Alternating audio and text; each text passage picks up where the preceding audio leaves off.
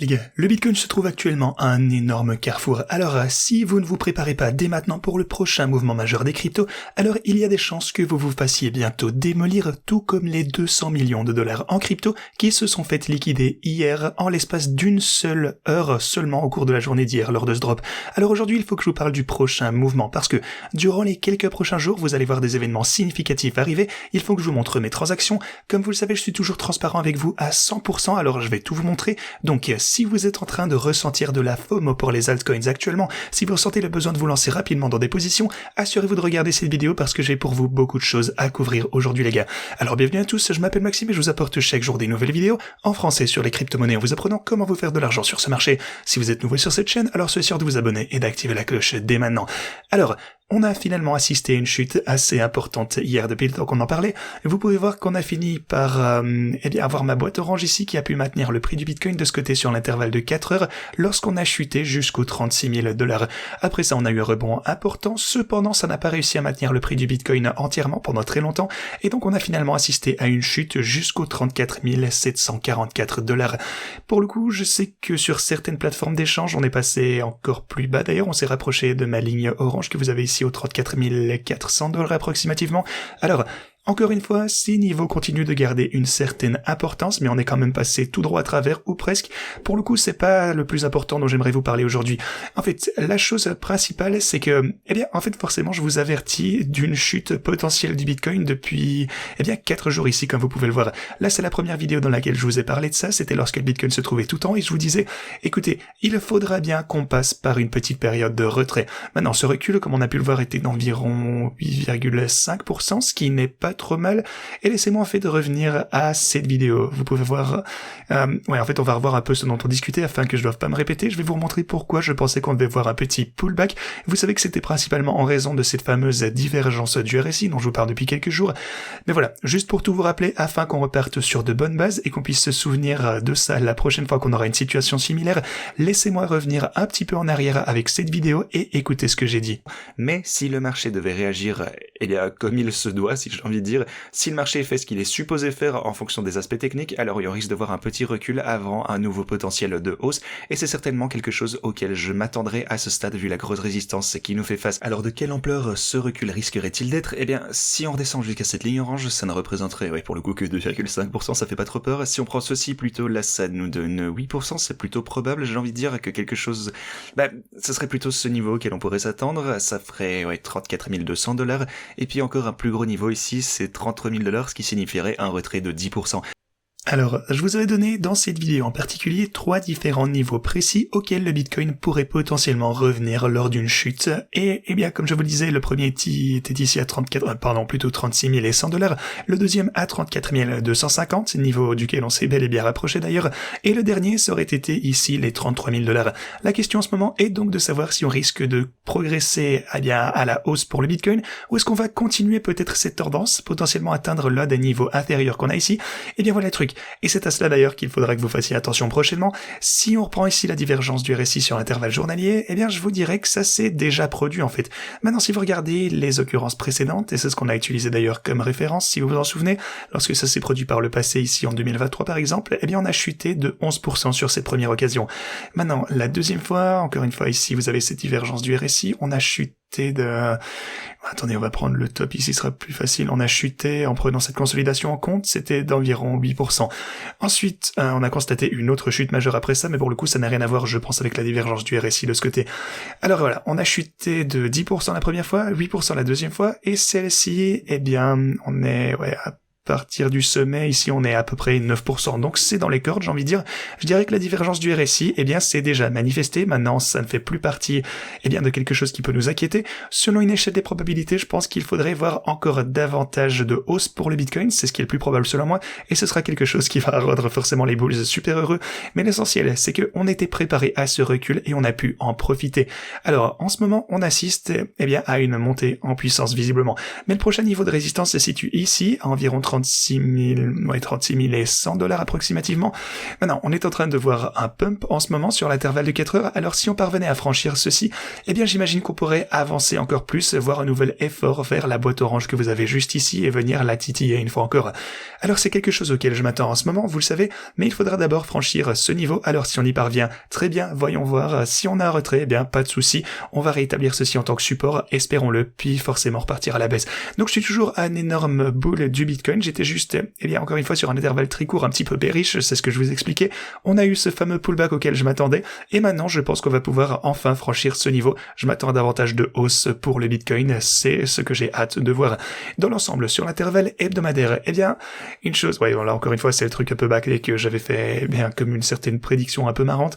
Donc, oui, j'avais fait ce genre de graphe ici, juste pour voir, en fait, pour arriver comme un Messi, si ça se passe exactement comme ça, mais voilà, c'est aucune analyse technique. Mais par contre, ce que je dirais sur l'hebdomadaire, c'est que j'ai l'impression que même si on est actuellement à une sorte de niveau de consolidation dans lequel je pensais que le Bitcoin pourrait potentiellement se consolider, eh bien je crois pour le moment que j'ai probablement été un petit peu trop pessimiste. Je pense qu'on risque de monter plus haut que ce que j'ai dessiné ici, et ce très prochainement. Je pense qu'on risque d'avoir une fluctuation et puis un recul, mais probablement on risque d'avoir un gros mouvement, un gros changement vers janvier. Pour le coup, ce vendredi, j'ai pas les chiffres, mais il y a une probabilité que les ETF soient approuvés, et s'ils sont encore une fois approuvés, vous allez voir une grosse poussée, et à ce stade, eh bien on pourrait potentiellement remonter ici jusqu'aux 41 000 $ dans un premier temps, et puis ensuite, forcément, pumper plus haut que ça. Mais ce que je crois, c'est que, en général, on risque de remonter un peu plus haut que ce que j'avais prévu de ce côté. Maintenant, encore une fois, je vous répète, il faut pas trop prendre ça au sérieux.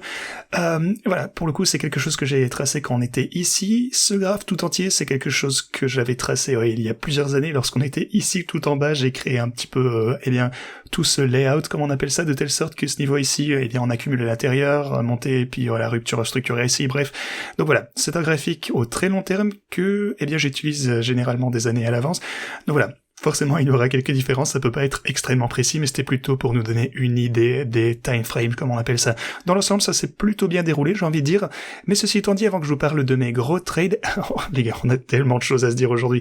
Et le temps passe vite, je vais essayer de faire ça en vitesse. Ce que vous pouvez voir aussi, c'est que pour l'Ethereum, on est redescendu, on a atteint, on est arrivé super proche d'atteindre mon niveau de support de 1924 $ ici. Et encore une fois, c'est quelque chose qu'il faudra surveiller d'assez près également. Mais plus important encore, regardez-moi ça pour les marchés traditionnels, le S&P 500 plus précisément, on a eu d'énormes poussées. La raison pour laquelle on a eu des grosses poussées ici pour les marchés traditionnels, c'est que les données sur l'inflation qui ont été publiées hier étaient en réalité meilleures que prévu, qui l'eût cru. Et donc, on a eu une énorme poussée pour le S&P 500, vous pouvez le constater par vous-même, et on est vraiment à un point clé, juste avant un niveau de résistance absolument énorme. Maintenant, si vous zoomez un petit peu en arrière, regardez sur l'intervalle journalier d'ailleurs, il s'agit vraiment d'un gros niveau qui a été, important par le passé. Faites attention à tout ceci. Si on parvenait à dépasser cette grosse boîte orange, ensuite je pense que les marchés traditionnels devraient voir une belle poussée après ça, on n'a pas beaucoup de résistance. Genre, on pourrait facilement repumper, si jamais on dépassait ça, on pourrait remonter de 2% supplémentaires immédiatement après ce niveau pour les marchés traditionnels. Ce qui peut ne sembler pas énorme parce qu'on est habitué à des 100% pour les cryptos, mais pour les marchés traditionnels, c'est vraiment énorme et ça conduirait à une augmentation du Bitcoin également, définitivement nous aidant à passer au-dessus de la boîte orange et ce qui pourrait faire qu'on dépasse d'ailleurs cette résistance également, les deux boîtes oranges, si on voyait cette confiance accrue sur les marchés traditionnels. Et pas seulement le S&P 500, en fait, regardez un petit peu le Nasdaq, cette fois-ci, regardez-moi ça. On est sur le point de franchir ce niveau clé de résistance. Regardez vraiment cette fluctuation de malade pour le Nasdaq. Encore une fois, si jamais on parvenait à franchir ce niveau à partir duquel on s'était rejeté précédemment, si jamais on pouvait surmonter tout ceci, j'imagine qu'on pourrait, aussi fou que ça puisse paraître d'ailleurs, atteindre le all-time high, le nouveau sommet historique pour le Nasdaq relativement bientôt, donc qui est constitué d'actions technologiques, vous le savez. Dites-vous qu'on est qu'à 5% d'atteindre le sommet historique du Nasdaq. Maintenant, pour le S&P 500 de ce côté, jusqu'où est-ce qu'il faudrait monter? On va prendre l'hebdomadaire. Pour le coup, de ce côté, on est un petit peu plus loin, mais bon, c'est pas énorme, environ 6%, quelque chose comme ça, un petit peu plus que 6 sur le S&P 500. Et vous pouvez voir un petit peu comment les choses sont en train de s'aligner une fois encore, les gars. Alors, ce que je veux dire, c'est que tout est dans le domaine du possible en ce moment. La seule chose, c'est que le Bitcoin, les gars, encore une fois, le Bitcoin va rattraper son retard, il va avoir d'énormes poussées, il va dépasser son précédent sommet historique, ainsi que les marchés traditionnels. Ça risque de déclencher quelque chose de dingue pour la crypto-monnaie. Et les altcoins aussi, d'ailleurs, qu'on a pu voir jusqu'à présent, certains de ces gains ne sont rien comparés à ce qu'on risque de voir prochainement. Alors assurez-vous de rester dans le coin. En fait, abonnez-vous et activez la cloche parce que je continuerai à vous parler de plus en plus de projets altcoins sur cette chaîne. En fait, j'ai fait une vidéo altcoins il y a 2 jours ici. Je vous ai fait une vidéo vous parlant des altcoins que je suis en train d'accumuler. Il s'agit donc de Matic, il y a Avalanche et il y a Merit Circle également. Maintenant, ces jetons ont vu de super résultats. Et comme vous le savez les gars, je dis pas seulement ce genre de trucs sur YouTube, je dis pas seulement ce genre de trucs sur Twitter. Quand je dis quelque chose, je le fais. Et je suis toujours 100% transparent avec vous. Alors quand j'ai réalisé cette vidéo, eh bien j'ai pris position sur du Matic, Avalanche et Merit Circle. Alors qu'est-ce qui s'est passé? Eh bien de ce côté, Matic lui est en hausse de 128% avec un effet de levier de 10. Avalanche lui a augmenté de 70% avec un x10 encore une fois. Donc voilà, ils ont vu de beaux résultats. Et en fait, oui, d'ailleurs, soit dit en passant, laissez-moi vous expliquer tout ceci, ces positions pour le Bitcoin.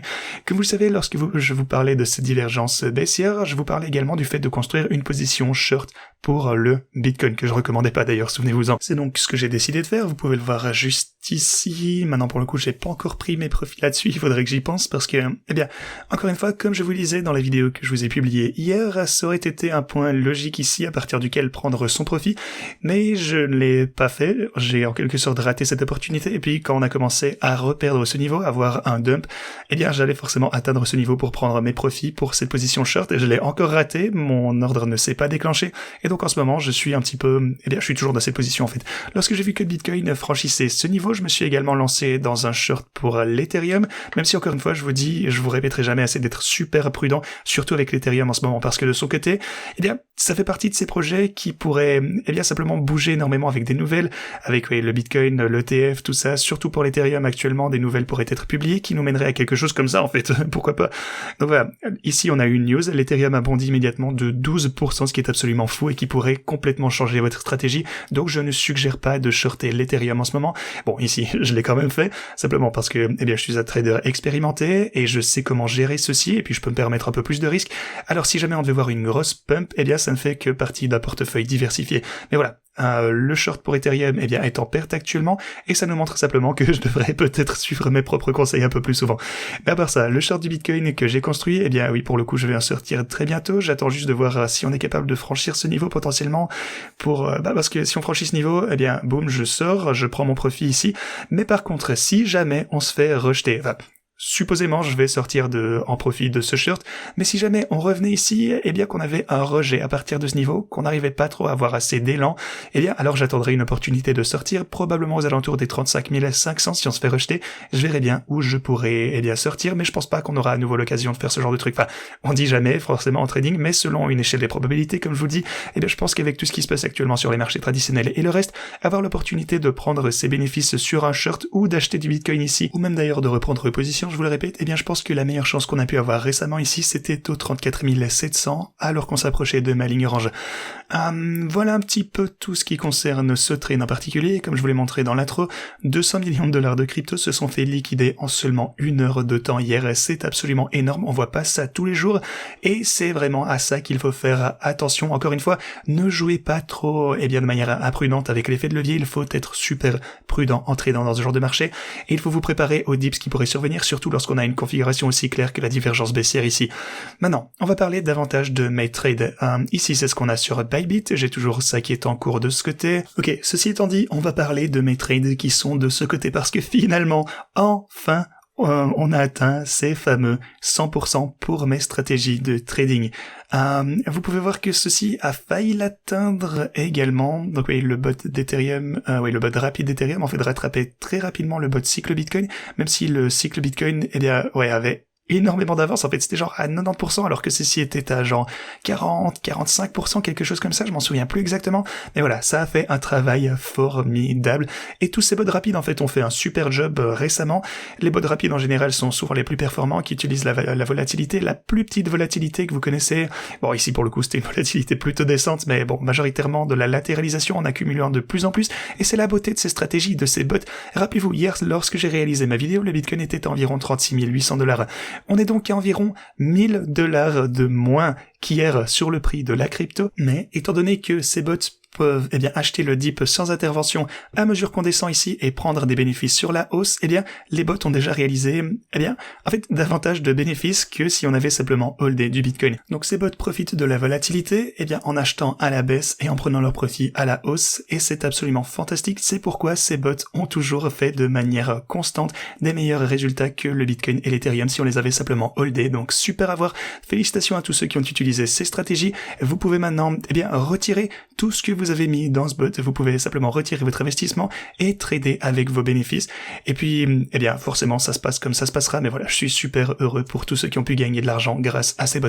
Maintenant, ce que j'ai fait ici sur OKX, c'est que j'ai abaissé le prix du Take Profit.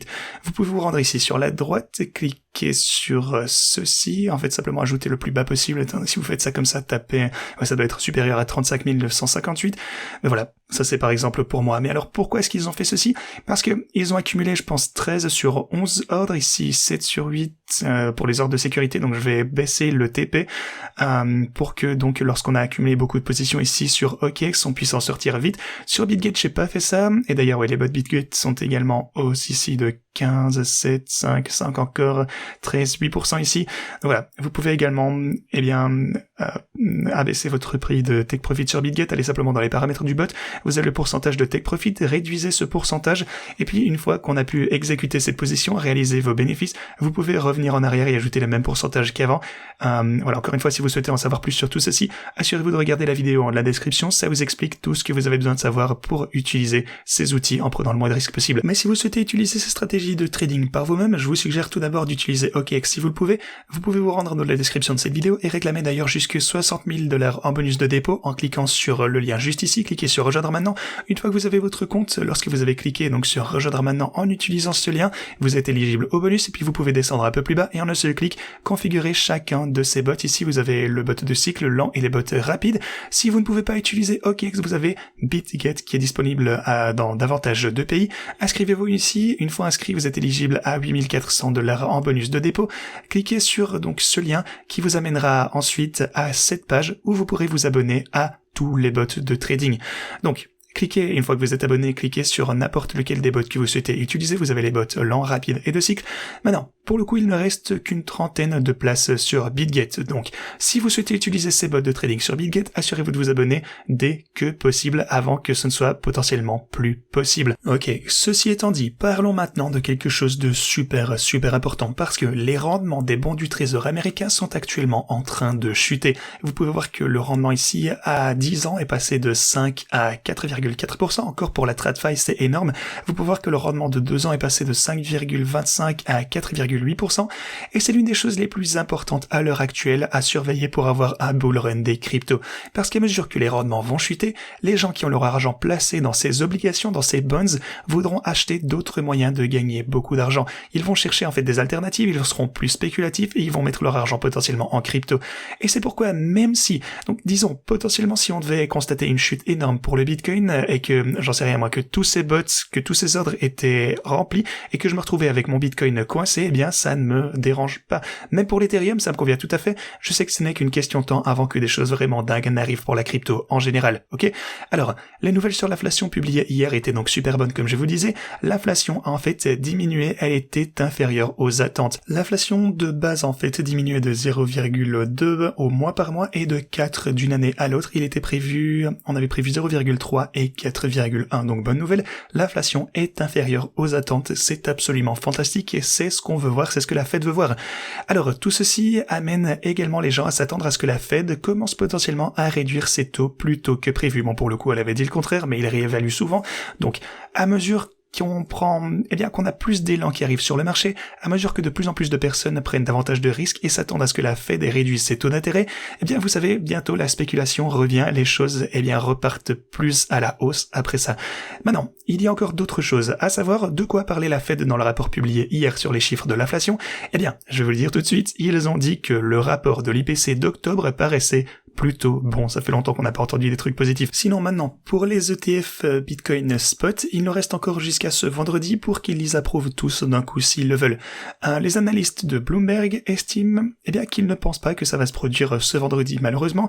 Cependant, ils estiment que d'ici le 10 janvier, il y a jusque 90% de chances qu'ils finissent par approuver ces ETF. Et dites-vous que c'est dans un peu moins, de 2 mois si je dis pas de bêtises. Alors, ok, ça pourrait arriver dès ce vendredi, c'est peut-être pas si probable, ça pourrait arriver dans 2 mois, mais ça va arriver maintenant, tout le monde est d'accord pour se dire ça, et c'est quelque chose, qu'on peut attendre avec impatience. Sinon, la Chambre des représentants des États-Unis a également convenu d'un projet de loi selon lequel il n'y aura pas de fermeture du gouvernement, donc c'est quelque chose de bien qui se produit également de ce côté.